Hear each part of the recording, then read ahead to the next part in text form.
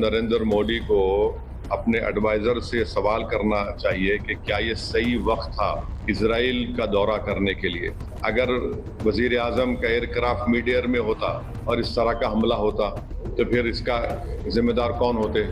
और अगर इजराइल ने नहीं बताया कि वो यूएस के साथ मिलकर ईरान पर हमला कर रहा है, ये तो इजराइल ने हमको धोखा दिया। देश के 133 करोड़ जनता को इजराइल ने भारत की धोखा दिया है और उन्होंने प्रधानमंत्री के विजिट को इस्तेमाल किया है ईरान पर हमला करने के लिए। उसमें मैसेज ये जाएगा कि भारत ईरान के साथ नहीं खड़ा है, भारत इजराइल के साथ खड़ा है।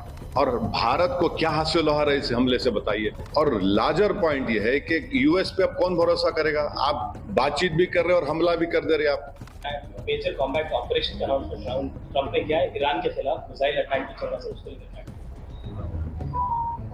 देखिए, सबसे बड़ी बात यह है कि देश के प्रधानमंत्री वजीर आजम का जो इजराइल का दौरा था वो बड़ा अनटाइमली था और वजीर आजम नरेंद्र मोदी को अपने एडवाइजर से सवाल करना चाहिए कि क्या ये सही वक्त था इजराइल का दौरा करने के लिए। अगर वजीर आजम का एयरक्राफ्ट मिड एयर में होता और इस तरह का हमला होता तो फिर इसका जिम्मेदार कौन होते।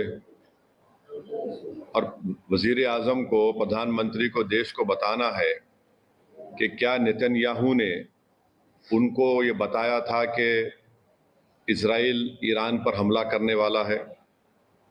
और अगर बताया था तो फिर वजीर आजम को चाहिए था कि वो फौरन, प्रधानमंत्री को चाहिए था कि फौरन अपना इजराइल का दौरा खत्म करके देश को वापस आते।